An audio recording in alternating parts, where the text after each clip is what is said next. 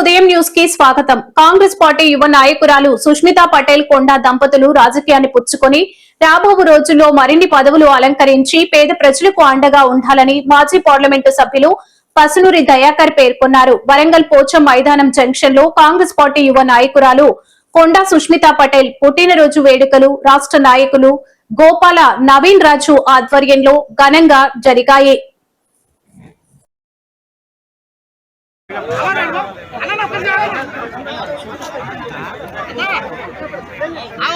కార్యక్రమంలో మాజీ MP Pasunuri Dayakar, Congress party PCC కార్యదర్శి మీసాల ప్రకాష్, కొత్తపల్లి శ్రీనివాస్, జిల్లా నాయకులు వసీం, ఎండి అఖ్తర్, మాజీ కార్పొరేటర్ వేణు, జారతి రమేష్, పార్టీ నాయకులు, కార్యకర్తలు, అభిమానులు అధిక సంఖ్యలో పాల్గొని వేడుకలలో భారీ ఎత్తున ఏర్పాటు చేసిన కేకును కట్ చేసి ప్రజలకు అందించిన అనంతరం మహాన్నదాన కార్యక్రమాన్ని నిర్వహించారు. ఈ సందర్భంగా దయాకర్ మాట్లాడుతూ కాంగ్రెస్ పార్టీ యువ నాయకురాలు సుష్మితా పటేల్ కొండా దంపతుల రాజకీయాన్ని పుచ్చుకొని రాబో రోజులలో మరిన్ని పదవులు అలంకరించి పేద ప్రజలకు అండగా ఉండాలని పేర్కొన్నారు.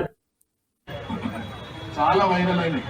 చాలా సందర్భాలలో కూడా చక్కగా కొండమూరిని ఆలోచన విధానం మీద అదే విధంగా కూడా చిట్టెట్టు కూడా మాట్లాడుతున్న ధైర్యంగా కూడా పబ్లిక్ లకు వచ్చి మాట్లాడే ఉంది. కాబట్టి రాబోయే కాలంలో మహిళలకు కూడా మరి 50% రిజర్వేషన్ ఉంటుంది.